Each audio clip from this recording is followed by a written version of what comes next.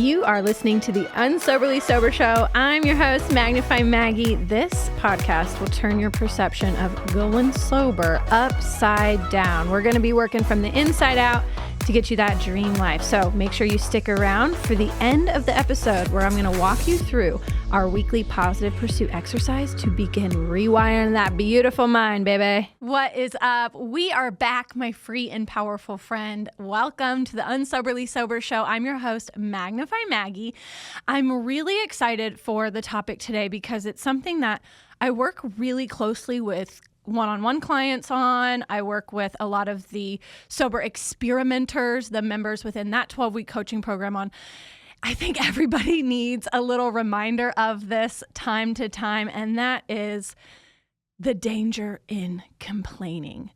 The habit of voicing our troubles and focusing on them all the time is what creates our reality. But society conditions us that this is kind of the cool thing to do, right? Cool thing to do is to go air out all of your dirty laundry and vent and get things off your chest. And today we are going to dive into kind of the psychological and physiological effects of living in a complaint mindset, maybe even touching on a little bit of that victim mindset, because it's so powerful when you start to catch yourself in all of your complaints. You realize you're wasting a lot of energy on things that you cannot change, you cannot do, you cannot go back and rewind, or you're wasting a lot of energy complaining about things that you can control, yet instead of taking new action, doing different, you're using that energy to stay stuck and ruminate and dwell. And we know how dangerous rumination and dwelling is already. I mean, by goodness, we're already at episode 11. We've talked about that a lot. So I'm going to give a little example. I actually have a few different examples. We'll see where they take us. Most recently, I had this conversation with a sober experimenter, a beautiful, bright soul who was filling in weekly check-in forms. We do this. We have the system where we have a very strategic questionnaire that goes out every week, and we ask our members how they're doing with very intentional different subjects. And one of the items that kept coming up for this member was, I find that I need to tell people about my problems. I feel that I'm complaining a lot. And so I was able to kind of dive into this aspect, and she was like, oh my gosh, that was so helpful, because she was having a really hard time with, a few different areas of her life. And we had to kind of get her in check with the way she was perceiving them and the way she was focusing on them.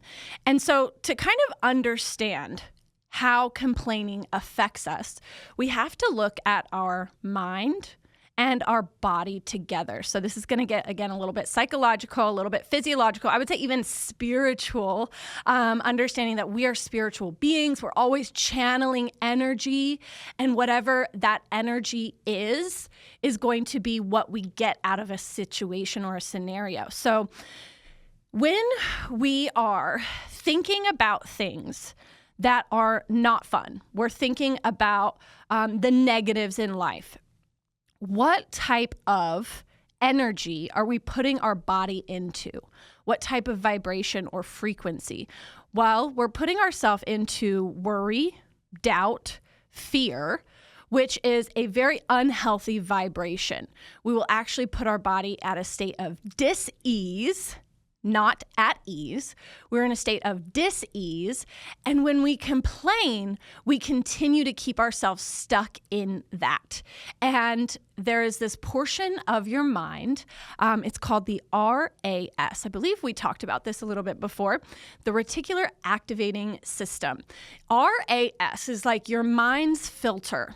It ensures that you do not go into paralysis from overstimulation. If you were to process and interpret all of the stimuli in your surrounding environment, then you would be overstimulated and you wouldn't be able to move, basically.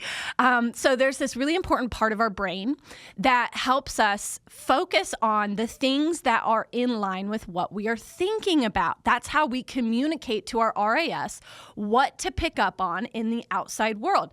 This is really familiar if you've ever seen the meme, like think of a yellow car and then you can't stop seeing the yellow car. That's your RAS picking up on what you have assigned the target to be. So when you are complaining, you are actually communicating to your mind to pick up on more things to complain about. And what does that do? It keeps you locked in a state of dis-ease. You will actually be stuck in that low vibration and you will attract more things to complain about. And even if there isn't an experience or a circumstance that you attract yourself to complain about, every single thing, even if it's a good thing that's in your environment, it will be perceived through the filter of negativity. So you could be getting the best news ever, but if you've just spent 10 minutes venting and complaining to your coworker, that good news is not going to feel very good. You're probably actually going to see the first thing that's wrong with that good news. You're going to find something to complain about within that good news because you cannot interpret a different frequency than what you are currently in. It doesn't have so much to do with what's going on in your life, the actual experiences and circumstances, as it does of how you're perceiving them. This is another area where paradigms are taking control. I mentioned a few episodes that paradigms control all of your habitual behavior. One of them is your use of time. Another is your perception of things. And I believe that complaining and seeing the negative in situations in your own self-image, that's a paradigm. So you are programming yourself, and you are probably stuck in that program. You're programmed to spot the negative in everything. And then you go voice it. You go tell all of your friends how bad this is. You go get this off your chest to your partner. And I want you to think about this. This is really where that sober experimenter got a lot of, awareness. I want you to think about how you feel when you get done venting, when you get done with your little bitch session, complaining your butt off. How do you actually feel? Do you feel better, or do you feel like you're actually more worked up? Typically, that is the case. You aren't actually getting things off your chest if your intention is just to talk about what's wrong. That's not the same as expressing your feelings and sitting through your feelings. Complaining is hyper-focusing on the negative. And here's what happens when you hyper-focus on the negative. You are blind to the positive and the opportunity, because everything in life, it's called the law of polarity. Everything in life has an equal and opposite. So whatever you're complaining about, whatever you're so worked up about in the negative frequency that you're in, there is an equal and opposite positive aspect to that scenario. It might not be staring you blatantly in the face, and it might not be something that you can experience right here in this moment, but say in a week, a month, a year, there's going to be something that you look back on and you say, I remember I was feeling really negative at first about that, and then I switched my mindset, and now I can see why that was actually good. I can see the positive in that. So when you're constantly looking at things and you're programmed to see the negative within it, then you are blind to the positive. But if you are able to at least pretend that you can get emotionally involved with the positive, fake it till you make it, then you'll start to reprogram your mind so that every situation that you see, you actually give more attention to the positive. And the negative kind of just fades into the darkness. Remember the magnifying glass that we talked about at the very beginning of this episode, or of this podcast. The magnifying glass is your ability to focus. It's the metaphor for your mental focus. And you, with one experience can choose to put that magnifying glass over the negative and complain and vent, or you can put it over the positive. You can at least say, I'm looking for the positive. If you can't spot it yet, keep looking. Seek and you shall find. There is something good within every situation. Without a benefit, there can be no drawback. That is the law of polarity. This really helped me see that I needed to check myself whenever it came to conversation, whenever it came to even my own internal self-reflection. Okay, I can give energy to complaining, I can give energy to the worry, but that's not really going to get me anywhere. That's actually going to perpetuate this experience, and I'm going to want to complain more about things because I'm going to attract more things, or I'm going to perceive more things to complain about. Whereas if you put your mind on searching for the positive, then you take and you starve that energy from the negative. Remember, starve the darkness, feed the light. So when you think about the kind of energy that you're in when you get done complaining and what you might be attracting into your life, you realize, okay, that's not where it's at. That's not what I want to be doing anymore. So how do I switch that? And that's going to be one of the exercises for this week. I have a few fun ones up my sleeve. But what's really important to remember is that giving energy to that negative frequency, that thing that you want to complain about, is not going to solve the issue. I know that in my family system, it was very much a paradigm, a program that was passed along. As much as I love my dad, this is something that was passed along from his side. When we would ask each other how we are, we would go into like this laundry list of negative things that happened. Drama, gossiping. This is what he did. This is what she did. This is what they said to me.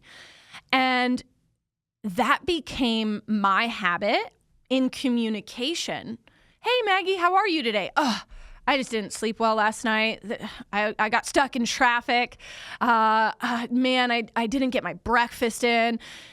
Instead of actually doing something about the breakfast, instead of actually doing something like leaving a little bit earlier to give time for traffic, I was just complaining about it. And I was thinking, if I complain about it, maybe that's going to change something. Maybe that's going to make me feel better.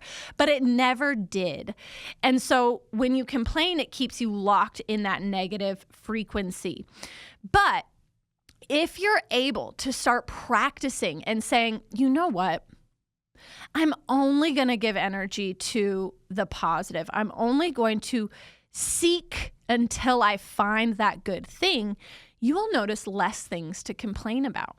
And what you'll find is that you also hear more people in your environment that are complaining all the time. What you thought was just conversation, what you thought was just how people interact, you don't have to be just talking about bad shit all the time. You don't have to just be sitting there ruminating over things. And it starts to become kind of a turnoff, a red flag. If you hear somebody complaining all the time, you're like, gosh, I just don't really want to be around that. That's energy sucking. That is really a red flag for me. But I know back 5-10 years ago, that was my natural state, was to complain. And I think a lot of that for me was complaining in a moment gets you a little bit of attention.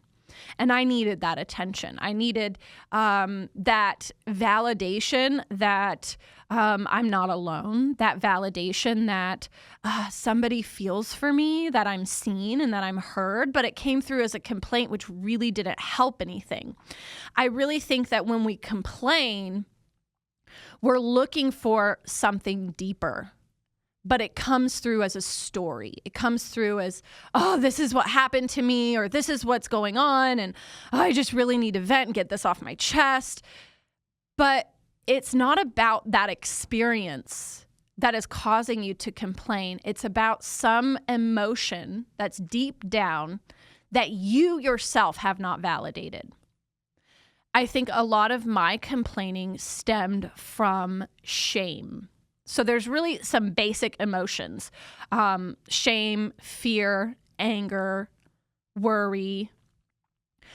And when I was complaining, there was usually something deep down that I was ashamed about. And it takes a lot of compassion, but also accountability and ownership to validate that shame and say, I see you, kind of talking in your own head. I see you there. I know that you're ashamed that you didn't wake up on time. I know that you're ashamed that maybe you didn't perform your best and your boss is now calling you into their office and wanting to talk about your performance. I know you're ashamed that you didn't follow through on your personal promise, and that's okay. And we're going to do better next time. We usually don't have that awareness to give ourselves that validation that our mind is looking for. And so we're going to search for it externally. We're going to search for somebody else to tell us it's okay. But then when they say, it's okay, don't worry, like it's all going to blow over, what's your usual reaction? No, you just don't understand. You don't know. Like I'm in this and you don't understand. And it's like, it's because nobody outside of you can change that or validate for you what you need to validate yourself. So that story for complaining is usually linked to some sort of emotional need for validation. If it's sadness, you're probably going to complain about something in order to receive comfort. And so this is really how the subconscious mind works. You can't put your finger on it, but there is some sort of sadness that is lying under the surface that you need that validation for, but you don't know how to give it to yourself. You have not learned that. You're not aware of how to talk to yourself that way, how to create space for your own feelings, how to sit with your feelings and be compassionate with yourself rather than you're a piece of shit, don't feel sad, don't be ashamed, you know what to do better, blah, blah, blah, kind of complaining about yourself, right? Instead of complaining about yourself, you have to give yourself that space and that safe container to validate the emotion that's causing the complaining. Now, if you need to express negative emotions, that's healthy. That's actually what we need to do, right? But there's a way to do it where you're not just complaining. And this is, again, where that conversation with the sober experimenter really took off. It was, if you sit there and you need to express your feelings and you recognize that that could come through as complaining, how you want to frame it is talk about the emotions that you're feeling rather than the story. Usually, if you can think about a conversation where maybe you and your coworker are going back and forth, you're complaining about something, they're not necessarily, even if you were to get validation from them, they are not validating the emotion that you have. They're validating the story. They'll say, oh my God, I can't believe he said that. That's so rude. Oh my gosh, I can't believe they did that. They're kind of validating the experience. But again, the experience, you are interpreting it that way because there is an unvalidated emotion under the surface. So in expressing the feeling of the experience, focus on that part. This person said this to me and it made me feel really sad. And I'm not really sure why it made me sad, but I can't seem to shake it. I know that there's something better within this, but I just can't feel it right now. And that's when somebody else can actually complement that conversation. Instead of validating the story, they say, well, I think I would be sad too in that situation. That would make me sad as well. A lot of times you can't necessarily rely on somebody to have these healthy conversations with you, which is why sometimes I just mute myself if I feel like I need to complain. I'm like, let me just sit with my feelings myself and validate my emotions myself. And so instead of complaining, you express with the intention of finding good. Express with the expectancy that you will feel better in the end, because that will shape how you actually interpret it. When you're complaining, I kind of think back to this. When you're complaining, it's almost like a competition for whose life is the worst. Oh, but you did that. Let me tell you about what happened to me. And it's like, do we really want a trophy for whose life is the worst? No, but maybe deep down you think that's going to get you attention. That's going to get you the love, the comfort that you seek from outside of you, when really that's got to come from within you. But I say all of this to say that when you actually start to practice expressing your emotions with the intent to feel better, you will come out of it feeling better, and you'll actually tend to be grateful for some aspect of that painful experience, what you perceived pain through at least. You're going to say, oh, okay, so I could have complained, but instead I sat with my feelings. I'm feeling better. And now I can see that was actually a door that needed to be shut so that I could spend more time and energy over in this bucket, in this area. And so a lot of times when you can go into that expression with the intent to feel good, to find good, you are going to get what you wanted through your complaining without putting yourself into that negative vibration of rumination and guilt. Now, maybe not guilt, but dwelling for sure, whatever that may be.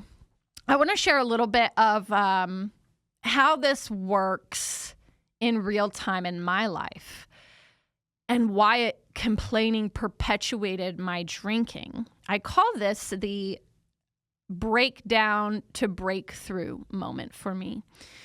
For so much of my life, I complained internally and externally to my friends, to pretty much anybody that would listen, the stranger at the bar who I was buying $100 worth of shots for.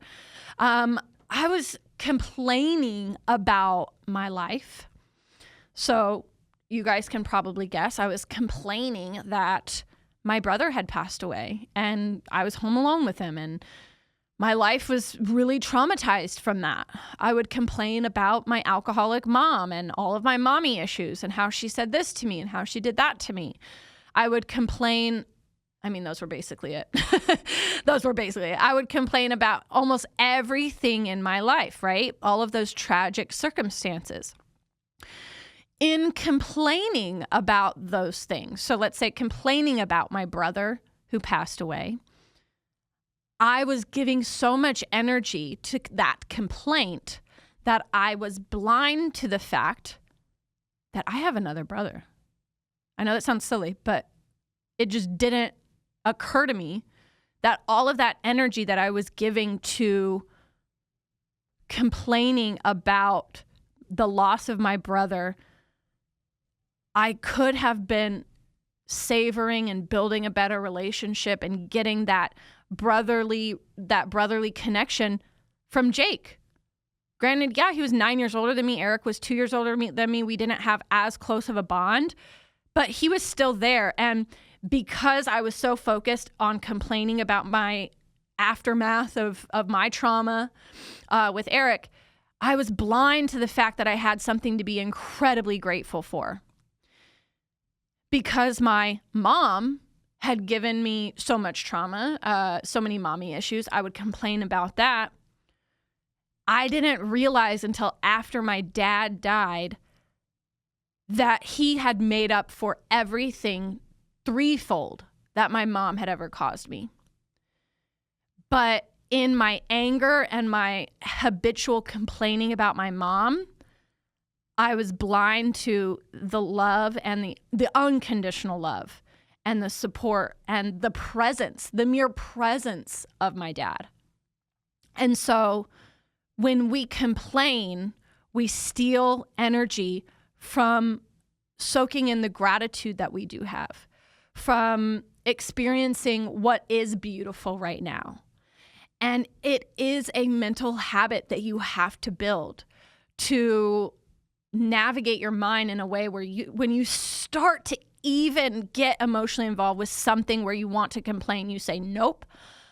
For me, this sounds like I am not even going to let that complaint pass my lips because I do not want to put that out in the universe. In fact, I need to regress my thoughts about it too, because that's sending energy out into the universe. I need to replace this complaint with a gratitude. I need to replace this complaint with looking for something good. I need to replace, if I don't want this complaint to blow up and escalate and become something even bigger that's blinding me to even more beautiful aspects of my life, I need to stop it in its tracks. It is not cool to complain. People might give you attention for a few minutes or a few days, but very soon they are going to stop hanging out with you because they do not want to complain as well, unless they are also complainers. And then, of course, we are the product of the 5 people we spend the most time with. So that's going to be, your natural state as well, forever and ever. Amen. And so you really have to be diligent with recognizing, am I looking at this? Am I wanting to complain because I need that validation, because I'm just programmed to see the bad? Can I give energy to the good? Can I say, and this is really where I think a lot of complaints come from. They come from this perspective of, I can't do this. I can't get this right. I can't figure it out. I can't. Instead of saying that, we swap with, how can I? How can I? And anchoring into gratitude. Gratitude is that emotion that can lift us out of the most intense negative frequency. Gratitude has been studied time and time again. A lot of people call it vitamin G. It is absolutely necessary to pull you out of that complaint state. And that awareness that I had, it was like a ton of bricks falling down on me, where it was like, wow, I've spent almost my whole life complaining about these negative things when I had these beautiful things in my reality that I was not giving energy to. As much energy as you give to complaining is as much energy as you should give to gratitude. The things that are there that are beautiful in your life, get emotionally involved with them. And so that is one of the exercises for this week. I want you to build a gratitude sandwich anytime that you are feeling like you need to express negative emotions. Anytime you feel the urge to complain, I want you to stop yourself and build this gratitude sandwich. This is an exercise that I actually did and still do with my husband. He's the one that called me out and said, I see that you complain a lot, and it's just how your dad used to complain. And it's just how, that side of your family used to interact. It was like, who could get the biggest hoot out of the negative story? Who could get the most laughs out of the crazy story that was so bad? And so now when my husband asks me things like, how was your day? And let's say I had a day. Let's say I had a day where maybe I had a consultation with a potential client. I got totally emotionally invested. I was like, yes, I would love to help you. And then maybe they said, you know what? I don't want any help. Okay, that hurts me. I'm going to say that is something I'm learning to get past. That hurts me because I really want to help people. And it's sad when you're almost there, you can taste it. And then they say, you know what? I'm not ready for this. So that's just one example of day-to-day business life for me. Things that I could complain about. I could be like, you know what, babe, I spent an hour with this person and oh my gosh, they wasted my time. And I just get so worried about them because they told me what they're going through and I know that I can fix it. I could go down that route, right? That's not going to make me feel better. So what I do instead is that gratitude sandwich. I say something good and then I'll express what I need to express, teetering that line, making sure I'm not complaining, but I am validating the emotion, not the story. And then I'll do an even bigger gratitude after that. So it's gratitude, negative expression, gratitude. And what this does is that last gratitude especially will pick you back up into that positive state. Because what we don't want, just like when we were talking about going into AA or the therapy room, complaining and then just going on with your life stuck in that negative state. So if you need to get things off your chest, if you feel the need to vent, start with something like, well, today I was really happy. I woke up energized and I felt good. And, I have air in my lungs and a roof over my head. Sometimes that's literally all I can think about. That's all I can find, because guess what? What I need to express is that heavy for me. Sometimes it's something as simple as, gosh, I'm really grateful to be my own employer. I'm really grateful to be my own boss. But today I felt really sad because I wanted to help this person. And I know that they've got to make that choice on their own. Maybe I didn't say things or paint the picture the way that I should have. I guess I could probably maybe do a better job of that next time. I'm feeling a little ashamed of that. But I know that this is what I love to do, and I get to live out what I love to do every day. And that's my bigger gratitude that I'm sandwiching at the end, bookending him, right? I'm really grateful that this is what I get to do. And then I'll like sit in that. I'll like give myself that feeling, because that feeling is you literally raising your vibration. As you're expressing the sadness, the shame, whatever that emotion is, anger, you're going to be in that emotional state. You're going to put yourself in that frequency. And that's okay for a short time so that that emotion can pass, so that you can actually process that emotion. But then once that processing is done, you've got to do something to pick yourself back up. So think about something that you are incredibly grateful for, even if it has nothing to do with what you had to express the negative emotions about.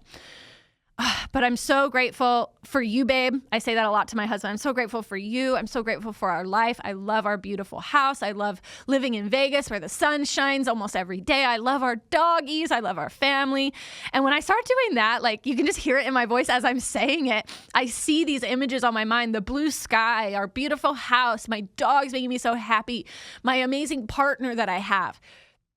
I start to feel really good. And it reminds me that I don't need to let that shame or sadness consume me forever, because that's just a blimp on my map. And without complaining about it, it can actually pass. It can actually be something that I leave there instead of dragging it around with me.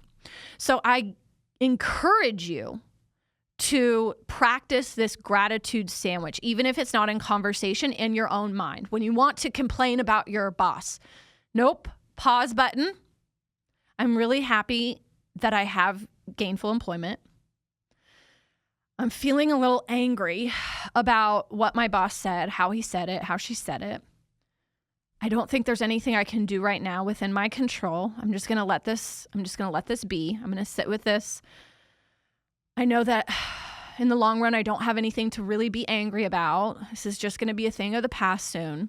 And gosh, I'm so happy and grateful for my health, the air in my lungs, my beating heart, the opportunity to change things in the future, the opportunity to be a new person moment to moment.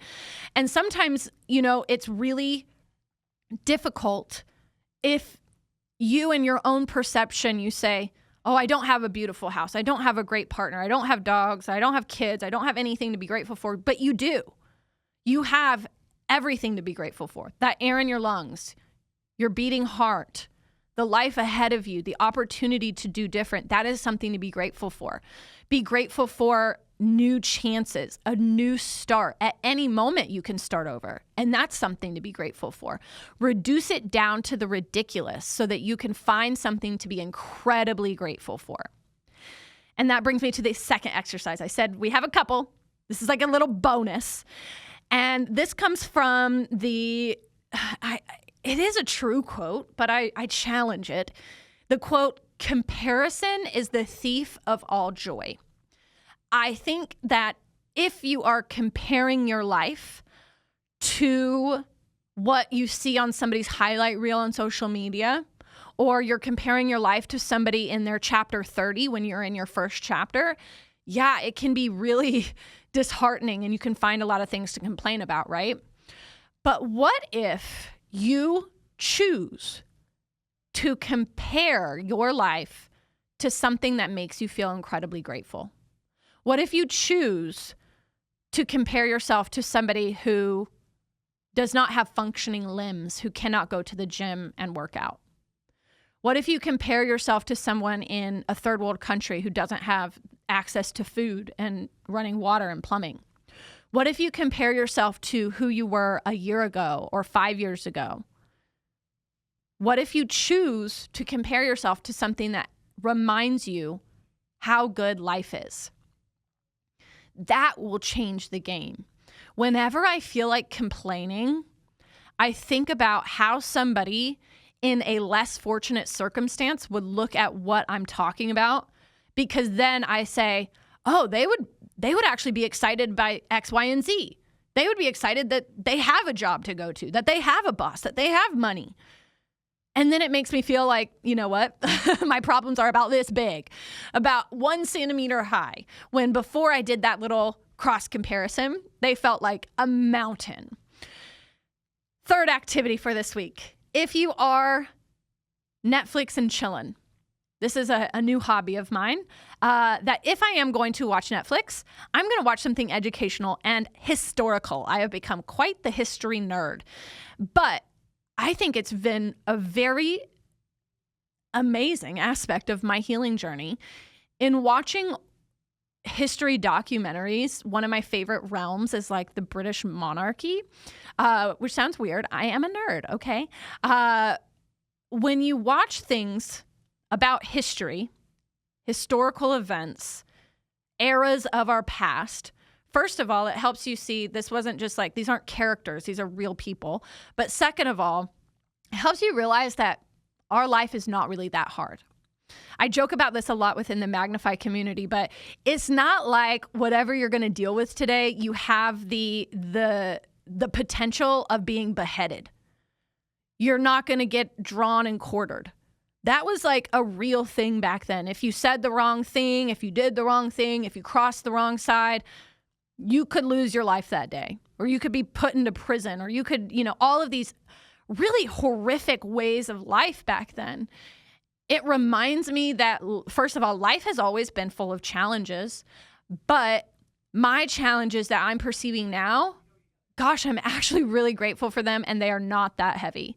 So if you are going to spend time watching some Netflix, I encourage you to watch some historical documentaries or historical dramas to help your mind see, first of all, that life is much bigger than just your time here. It's been something so big and grand and so much has happened, but also life has always been hard. It's just relative to the time of society. And in all actuality, we have it freaking good. We have indoor plumbing, electricity, modern medicine, transportation, all of these things, that technology. I mean, it's wild to me.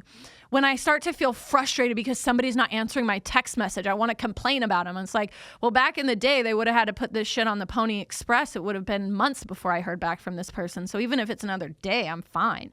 So anyway, 3 exercises this week. Gratitude sandwich, checking yourself when you want to complain.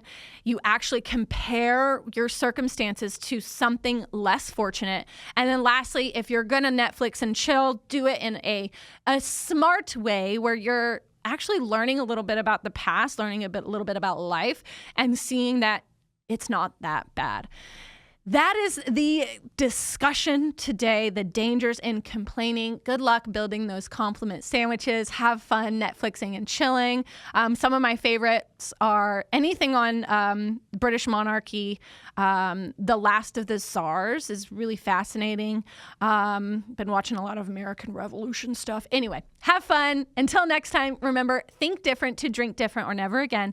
It all goes down in the mind. I'm here for you. It means the entire world to me that you have been here with me, letting me share my experiences and hopefully helping open your eyes to a bright, beautiful life ahead of you as well. So if you are loving this show, please, please, please subscribe, like, comment, and especially share this with somebody that might be in need.